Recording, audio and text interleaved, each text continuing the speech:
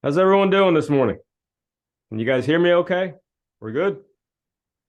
I see like hats and coats and long sleeves and all that fun stuff there. Is it cold? It's chilly in the morning. Just a little bit. Well, I don't want to rub it in, but I'm in Southwest Florida, so today's going to be 84 degrees. And there you have it. And there you have it. All right. So Jordan asked me to talk to you guys a little bit about what's going to happen over the next few weeks, and that is going to a performance pay scenario. And I found during performance pay, I've gone through performance pay dozens, hundreds of times with various companies throughout my career. But when I first went to performance pay, I had a challenge. And that challenge was, what do I do when it's slow?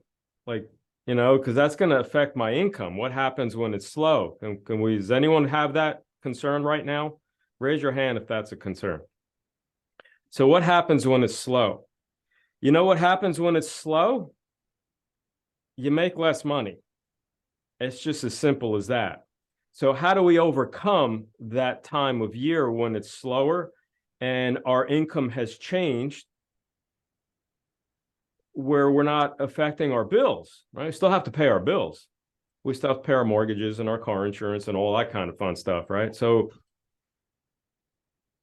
what I found was during the busy season after I went to performance pay was I was banking money. I mean, I was bringing in some cash during the busy season, which was great,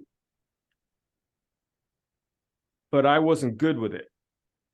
I just wasn't good with the money. I wasn't good with the cash. I wasn't good with managing my dollars to where I can overcome the slower time of year. So a friend of mine at the time, it was a friend of mine, a mentor and a coach at the time, showed me a budget. I've modified it over the years, but showed me a budget. And this budget is so simple that, I mean, I could do it. All right. So this budget is super simple. And this is the budget that we work on currently today in my household and technicians around the country that I've trained. It's very straightforward. Now, how many of you here handle your own finances? In other words, you're the sole person that handles your finances. You don't have a spouse, a girlfriend, parents, or anything like that. Anyone handle your finances now? Okay, good. So there's a few of you. Some of you don't. I didn't handle my own finances. I knew how to spend the money, no problem, but I didn't handle my own finances. So at the time, my wife did. So if you have somebody else that handles your finances, that's okay. If you handle it, that's cool too. But if you have somebody else that handles your finances, this budget is going to pertain to both of you. So there's going to be some data, some information that you're going to need. So does everyone have something to write on and write with? We good with that? Cool. Hey, Allie. Good to see you. Before we get started, here's what I want, what I'm looking for. I'm looking for some like interaction. Love to hear myself talk, but this early in the morning, I want to hear some other people talk too. So anyone volunteer? I don't care who it is, personal or professional. Tell me something you're excited about, something you're psyched about, something you're happy about, personal or professional. Is volunteered and voluntold. So, go ahead. I didn't hear that. Go ahead. Why would you not be excited about summer? There's gonna be summer soon, Jim. It's gonna be summer soon. Yeah, that is exciting. Summer brings a lot of opportunities, right? Income wise, and obviously you get to shed some of that clothes that you're wearing too, which is kind of nice. Very good. Anyone else want to share something excited about, personal or professional? Yes, sir. I'm my wife are taking a trip. Okay, somebody repeat that. My wife and I are taking a cruise to Northern Europe. Nice. When? end of August. All right, good for you. Good for you. Very nice. I'm going to see my grandkids in New Jersey in 3 weeks. I have three, a 2-year-old, 2 1-year-olds, and 2 weeks ago I found out I'm having a fourth. All girls. All Congratulations. girls. And I'm glad they're having girls because now they can get to experience what I experienced as they grew up. So this is a little bit of payback. So I'm feeling good about it. All right. So let's get to the budget. How many here, raise your hands. How many here are super pumped, excited, can't wait for this to start about incentive-based, performance-based pay? Wow. 1, 2 hands. Okay. Those of you that raised your hands, why are you excited about that? I'm already on it. You're already on it. So you're good with it. Yeah, well, you're selling stuff. How about you? I'm just looking forward to being able to utilize my skills to control my own finances. Excellent. Rather than Excellent. just working on the clock. Yeah. And that's really the key to performance-based is utilizing your skills to enhance your finances. Utilizing your skills to be able to grow as a person financially, personally, and help grow the organization. Those of you that are not amped, psyched, and ready to jump out of your skin over performance-based, any one of you, tell me why. You be honest. I'm good with it. Something I'm not used to. Something you're not used to. Yeah. So anytime we do something that gets us out of our comfort zone, something we're not used to, we get that flight or fight response, right? Our brains say, uh-oh, this is not, this isn't going to be good, right? What's going to happen when it's slow? What if I don't have enough calls? What if I can't do enough work? What if I can't, that whole anxiety and fear comes into play. Am I feeling it? That's exactly what happens. And that's okay. I don't want you to stress over it, but I don't want to diminish it either because it's a valid feeling. The only way to overcome it is to just do it. So every single day, as you're going out with your service calls, as you're going out and presenting, as you're going out and doing the work, keep this in mind. One option is going to make you broke. I will repeat that. One option, if that's all you propose is one option, you're going to be broke. You're not going to be happy with the level of income that you have.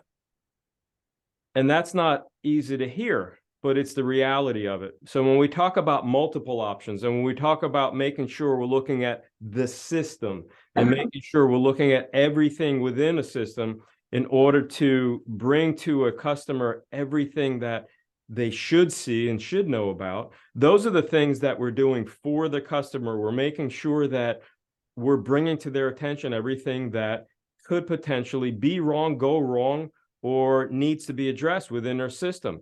As professionals, that's what you do as professionals. You also should be compensated for that, and you should be compensated well for that. Think about everything you guys do during the day. Your HVAC people, your plumbers, your electricians, your psychologists, your dog whisperers, your children whisperers, your cleanup people.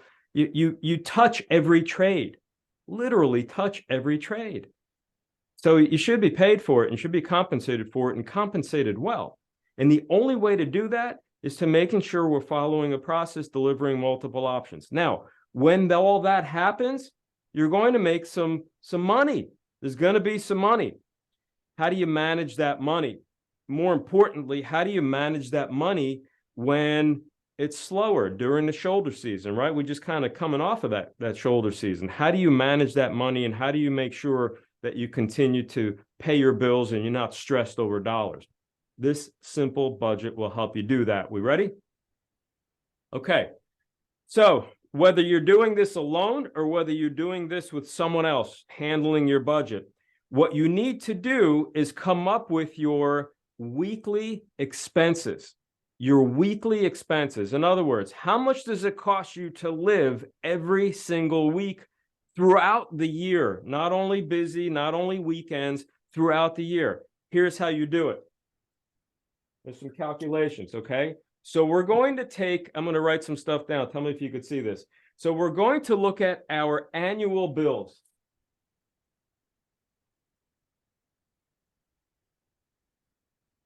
Okay, those are our annual bills. Once a year, one time a year, we pay this. And we're going to say, what do we pay once a year? Depending on how you pay your stuff. Car insurance, taxes, things you either buy or pay once a year. Some people say, well, I don't have an annual cost, annual bills. Some people do. How often do you buy work boots? Like, how often do you buy certain things? Okay, so once a year. And what we're going to do is divide that by 52. Okay, because there's 52 weeks a year. So we're going to take our annual bills, divide them by 52. And whatever that number is, it is. Now we're going to break it down all the way till we get to weekly. We're going to look at our semi-annual bills. Okay, our semi-annual bills, bills that we pay twice a year, or things that we purchase twice a year. And I'll tell you how to figure this out, by the way. We're going to divide that by 26. And whatever that is, it is. Okay, each one of these is giving us our weekly costs, like what it would cost to fund this if I had to put money in a bank every week. We're going to do this quarterly now, our quarterly bills. Now, quarterly, we're going to multiply by 4, and then we're going to divide by 52. Now, we multiply that by 4 because there's 4 quarters a year, and then we divide it by 52 weeks a year. That's going to give us a number. We're going to do that for monthly as well, okay? Monthly, we're going to multiply by 12, and then we're going to divide by 52 again. Okay, so we have our annual bills, things we look at annually, things we pay annually once a year. Semi-annual, things we pay twice a year. They could be bills, they could be purchases, they could be anything. Quarterly bills, things we pay once a quarter or once every 3 months. And then monthly, things that we pay monthly, every single month. Our mortgage, our rent, our car insurance, whatever, okay? Finally, we're going to do one for weekly. There's no math that goes to weekly, okay? It's just weekly, because each one of these is broken down to weekly, okay? What do I mean by weekly? Things that we buy every single week. How many times a week do you stop at 7-Eleven and pick up whatever, right? Your cigarettes, for those of you that smoke, your whatever it is, your food, your lunches, your grocery shopping, your toiletries, all of that. Dig deep and find everything you spend. The easiest way to do this, how many people pay with like a debit card for everything, or a credit card for everything?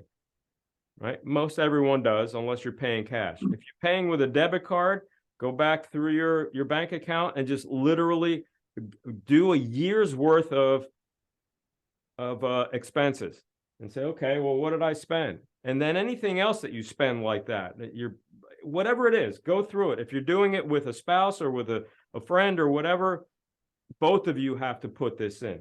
What this does then is you're going to add all of these up. Okay, once you add all of them up, that will give you your total weekly cost. In other words, what it costs you every single week to fund your year's life.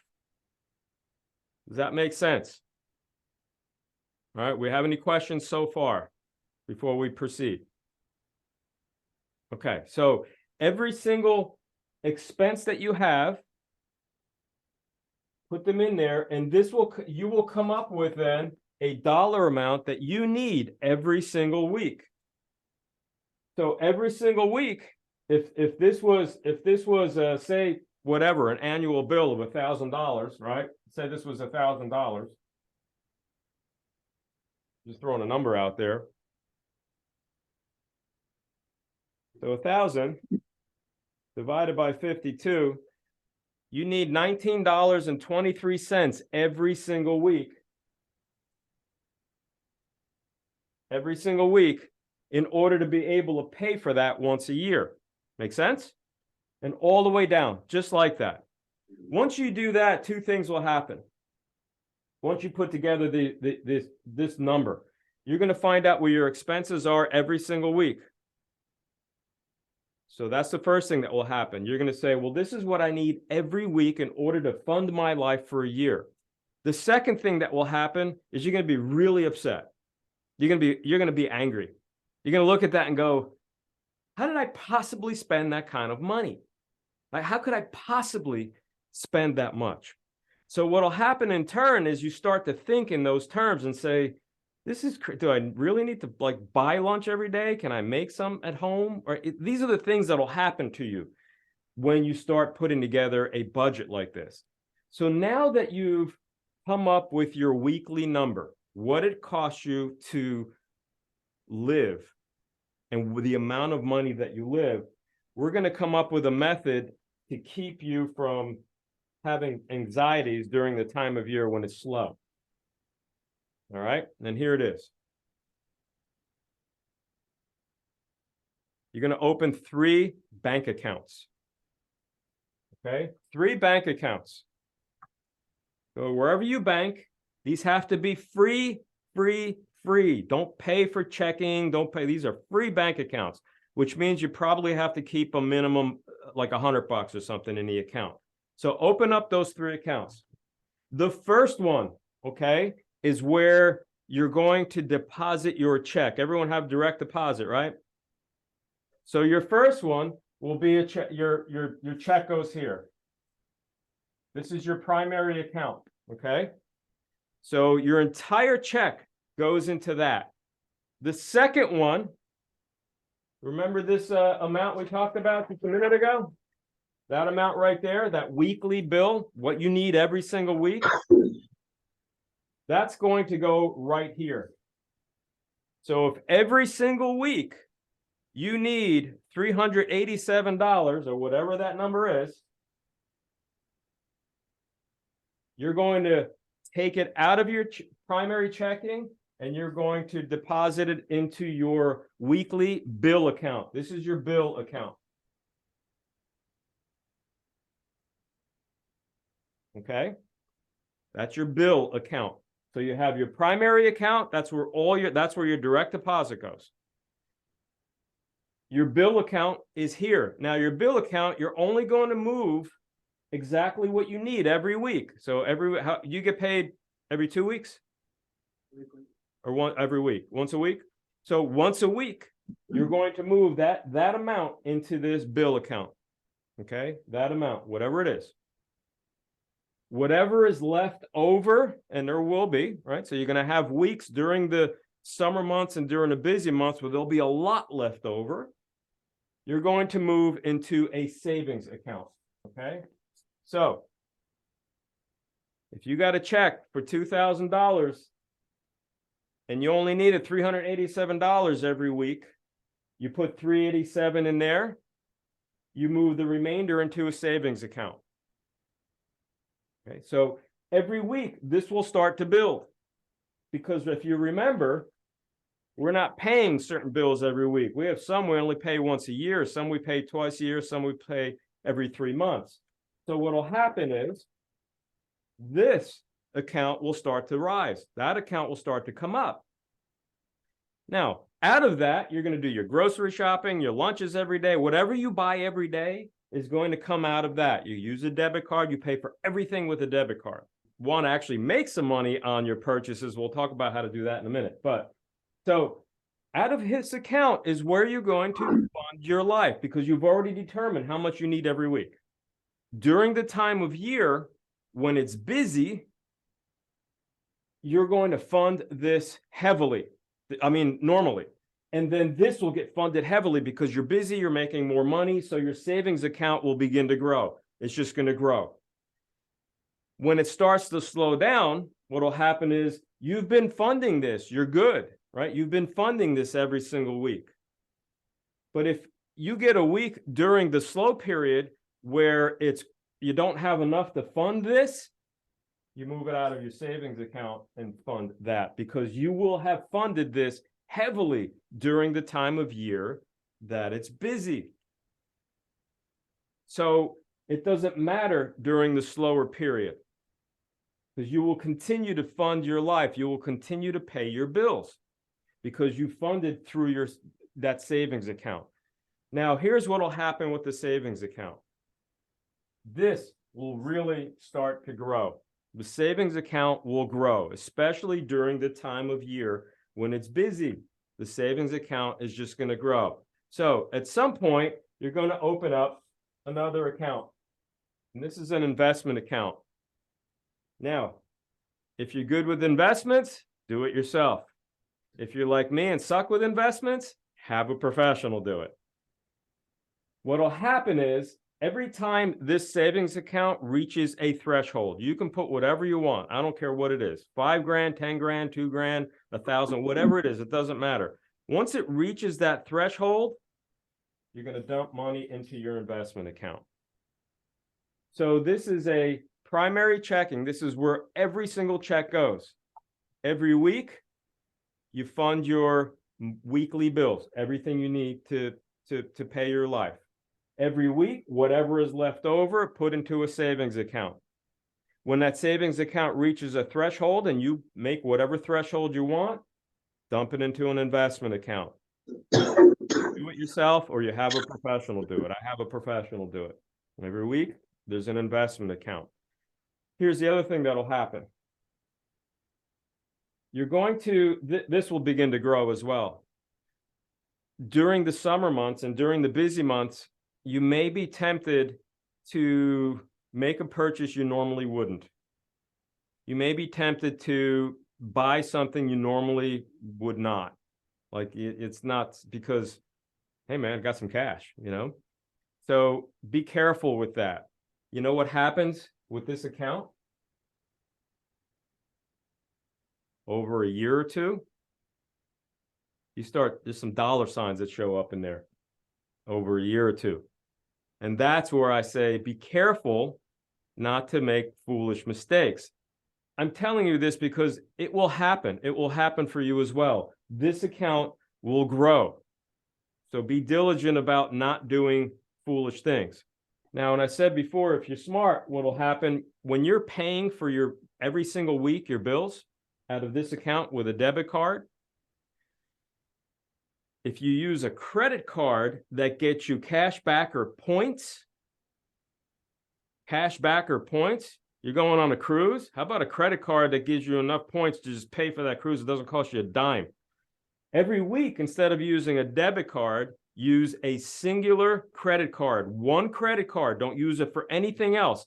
And then every month, pay for it out of that account. Don't carry a balance. Don't pay any interest. Don't do anything like that, okay? That credit card gives you enough points and cash back that will fund vacations and trips and, you know, buying whatever you want to buy. So primary checking, all your money goes there.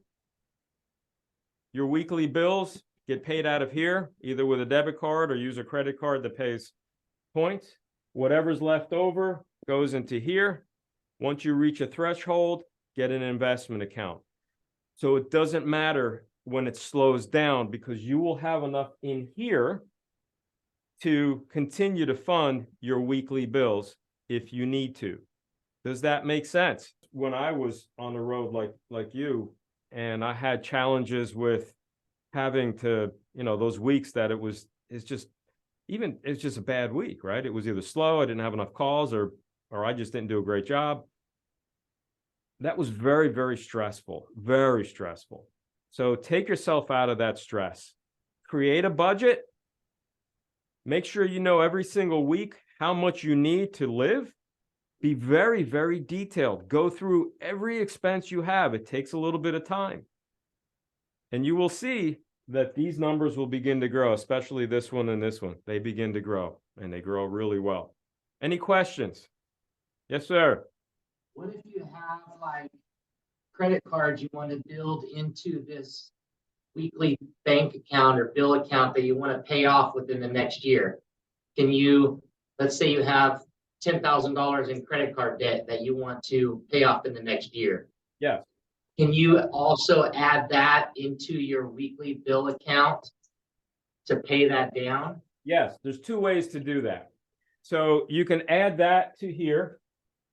Okay, so we say, all right, we have a monthly bill, right? A credit card bill that we're paying every month, and we want to pay it down over a period of 12 months or however long you want to pay it down.